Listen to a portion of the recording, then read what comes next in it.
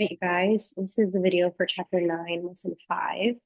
Hopefully you can hear me okay, because maybe you can tell I'm recording at school. There might be some echo or just some voices kind of in the background. But I filled out partial of these notes. I'll read through these with you. Um, but today we're going to learn a special formula slash equation called the quadratic formula that basically helps us solve for x every single time when we have a quadratic equation. So let's read through these notes here. The quadratic formula can find the solution slash solutions for any quadratic equation. The quadratic formula basically solves for x when a does not equal 0 for this specific equation here, ax squared plus bx plus c. And we've talked about how this whole chapter 9 is all related to the quadratic equation. Well, this is the formula, and this is one that you're probably going to want to memorize. It's x equals negative b plus or minus square root of b squared minus 4a times c over 2a. And let me just tell you, when I learned this quadratic formula in high school, my teacher gave us a special song to memorize it with, and I still remember it to this day. I won't sing it for you, but I'm going to try to find that song or some sort of song on YouTube and put that clip on there as an extra note for you. And I'm going to play it for you in class for sure. But for you, I would definitely listen to it a few times and try to memorize this formula, because this is going to occur over and over again. And it's just going to make your life easier if you have it memorized. You won't have to look it up every time, because there are a lot of parts to it.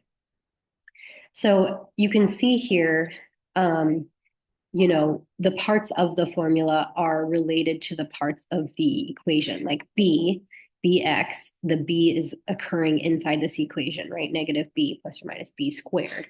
And then minus 4 times a, so whatever that coefficient is in front of x squared, a, and then c, our term for c, okay? So we're going to identify those parts and place them in the equation and work it out. That will help you find all the x values every single time. Now be sure that when you are using the quadratic formula, that the equation you're using is written in standard form, meaning it is in the form of ax squared plus bx plus c. If it's flipped around, and that equals 0. If it's flipped around, or the c is on the other side, or the bx is on the other side, then you're going to have to rearrange it before you use the quadratic formula. So let's talk about when we might use certain methods to solve for our x in a quadratic equation, because you don't always have to use a quadratic formula. It is one tool and one method that's guaranteed to find you the answer, but you don't always have to use it. And so far, we've learned several methods. We started out with factoring, right? And then working out with square roots. We talked about completing the square. We talked about graphing. And so these all have been previous lessons that we've done. You might even want to write down, like, okay, when did we do these? Like maybe 9.1 is when we did factoring, and 9.2 is when I don't remember what the lesson names are, but we did, if you look back to your notes, we did do these lessons in chapter 9 and even chapter 8. So that leaves us with the last one, the quadratic formula. So let's talk about when we want to use these methods first. If you're trying to solve for x, when would you want to use graphing? Probably when it's easy to graph and approximate your answers. So like you can quickly just do a sketch, graph it, and be like, oh, okay, it's intercepting on my x here and intercepting on my x here. Those are my x values. Square roots, that's when you have perfect squares and you have no bx term. So like, I don't know, 4x squared plus 16, something like that, where you could square 2x plus 4 times 2x minus 4, right? This would be an easy square root where you have perfect squares and there's no bx term. You would probably want to use the square root method to solve.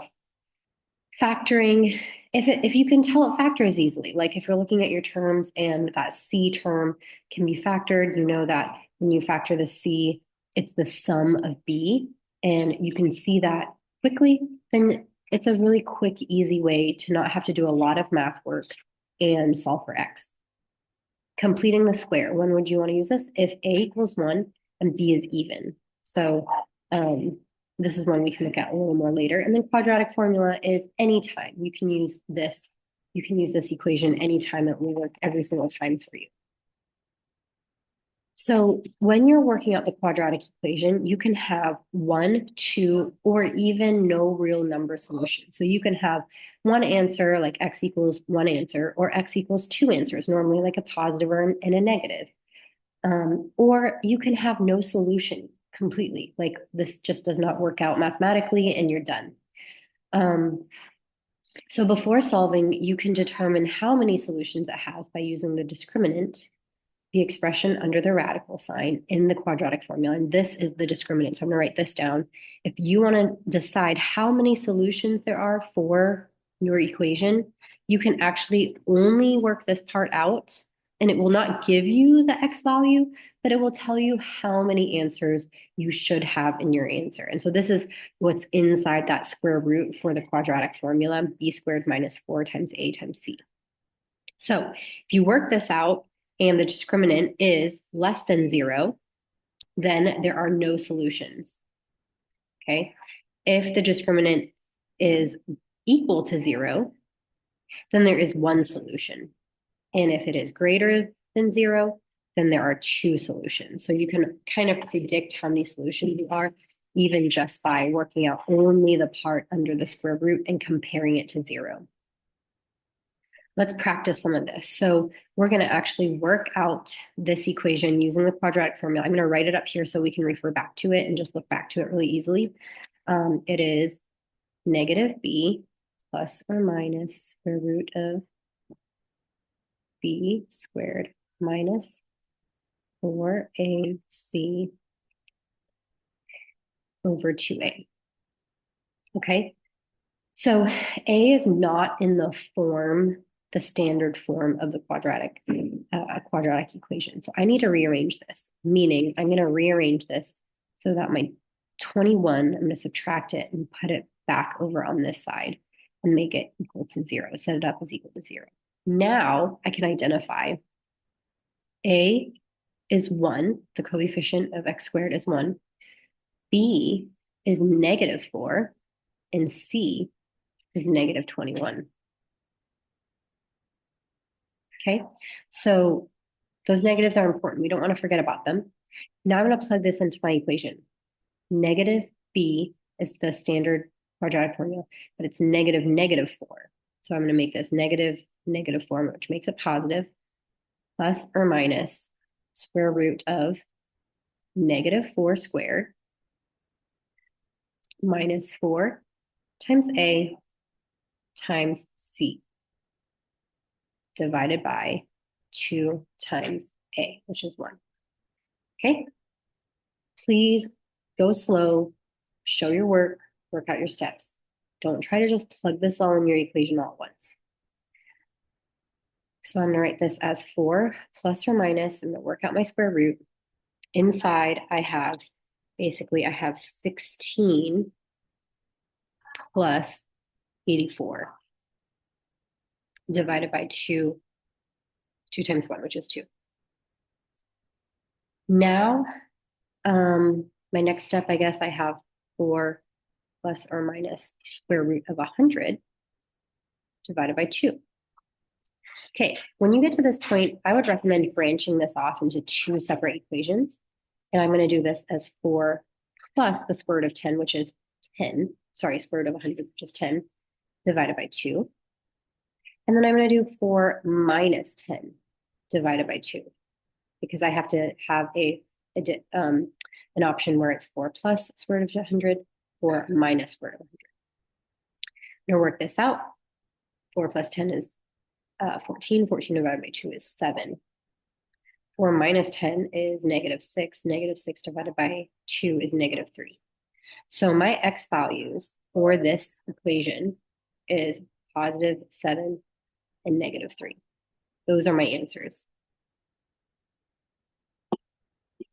And you can see when I worked out what was inside the square root of 100 is 10. 10 is greater than 0. You can see that I had 2 solutions here. So that kind of matches up with this prediction of being able to use the discriminant to see how many solutions you have. All right, B. Over here, it's already in standard form, so we don't have to really like rearrange anything, but let's identify A is 4, B is 7, and C is 15. Okay, now negative 7 plus or minus square root of 7 squared minus 4 times A times C over 2 times A. All right, when I simplify this down, negative, 77 squared is 49. 49 minus 4 times 4 times 15 ends up being negative 191 divided by 2 times 4, which is 8. Okay, so here is a number that's a negative inside a square root. We can see above that when there is a number, negative number, in the discriminant, less than 0, there are going to be no solutions. And why will there be no solutions? It's because we actually talked about this recently. If there is a negative inside your square root, you cannot solve this. This is impossible to work out. You cannot have a negative inside your square root. So this is what we call a no solution. Okay, so anytime you run into a negative inside your square root, you can just be like, okay, I'm done, because there's should not be a negative inside a square root. All right, these look intimidating, but they're not. We're just looking at another quadratic equation in word problem form, and we have to find x. So it says a batter strikes a baseball. The equation is y equals negative 0.005 x squared plus 0.7x plus 3.5. The model is its path. So, you've got your bat in the baseball and it's being hit. This is the path that's described as a quadratic formula. So this is actually used in physics too. X is the horizontal distance in feet the ball travels, and y is the height. How far from the batter will the ball land? All right. So really what this is asking is what is the x value? Okay, so this is not unlike anything that we've done before in the last 2 problems. So this is our equation. I'm going to put on the side a is negative 0.005, b 0.7, and c is 3.5. So I'm going to work this out. Negative 0.7 plus or minus 0.7 squared minus 4 times A times C all over 2 times A. Okay, I'm going to work horizontally here. This will end up being 0.7 plus or minus square root of 0.56. I plugged this in previously, so I've already worked this out. Divided by negative 0.01. And now I'm going to branch this off into 2 equations. So I'm going to go this way and this way. Negative 0.7 plus square root of 0.56 is 0.75 divided by negative 0.01. And then I've got negative 0.07 minus 0.75 divided by negative 0.01. And if I work this out, I have 100, let's see. This will be 145. I'll work this out. And then this would be -5. Rounded. Okay, so this is rounded. And so you've got to calculate which one of these is an appropriate answer here. I've got a negative distance, I've got a positive distance. Now, I don't think physically it's possible to have a negative distance to calculate how far a ball is from where you hit the bat, right? And so logically speaking, our answer is only going to be the positive one. And if you had round to the nearest tenth, it would be 144.8 feet.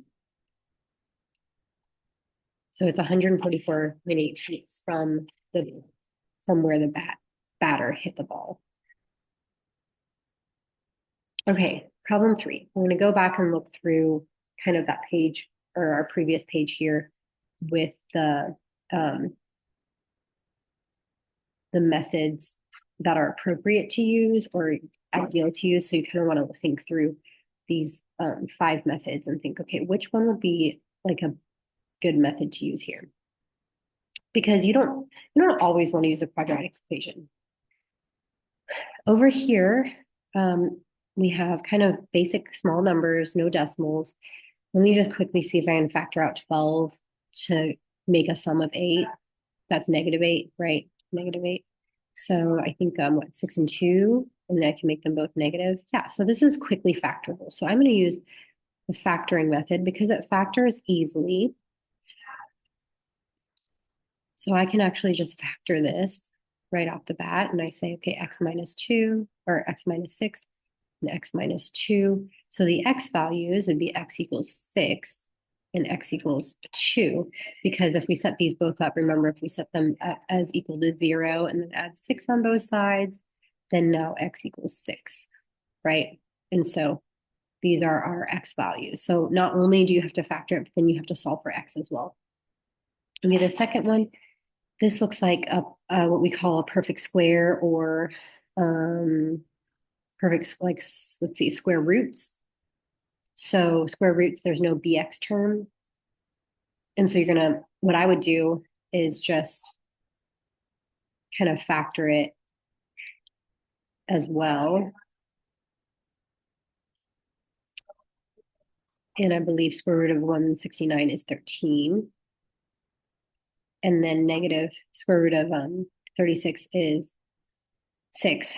So we're going to have a +6 and a -6, which means our 2 solutions for x would be, you can work this out algebraically, but -6 over 13, and then +6 over 13. So these are your 2 solutions. Over here, now this -1 is too, I can't factor this out and get, a sum of 13. So I can't factor this. And then I've got like the a term with a number. This one doesn't look super pretty. This one, I might just use the quadratic formula.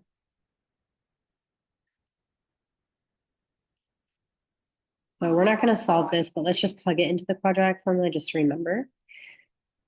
-b, so -13 plus or minus square root of b squared minus 4 times a times c divided by 2 times a. Okay, so that's what you do. We're gonna. Okay, problem 4. We're using the discriminant to decide how many solutions there are. First thing we have to do is set this up in standard form because it's not in standard form yet. Now that it's in standard form, I'm just gonna use what's inside the square root, right? B squared minus 4 times a times c as my discriminant to work this out, which would be -5 squared minus 4 times 6, times -7. And once I work this out, I get 193. 193 is greater than 0. So I could look back up on my notes. If it's greater than 0, there are 2 solutions. So I'm going to write 2 solutions here.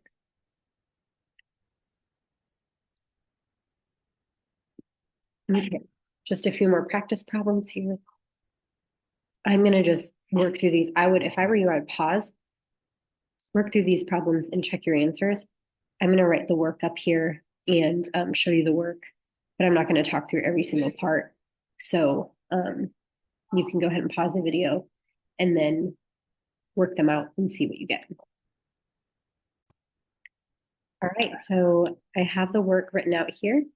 Number one, x would equal -4 or 1/3. And then number two, for me, some ugly decimals, that's okay, just round. It says round answers to the nearest hundredth. So do that, follow directions. X equals 1.22 or X equals -0.94. All right, last one here. How many real number solutions does this equation have? So again, we're going to use the discriminant, which is what's inside the square root, or b squared minus 4ac, and see how it compares to 0. So 4 squared minus 4 times -2 times -5. Looking here, I have 16 minus 40, which is -24, and that is less than 0.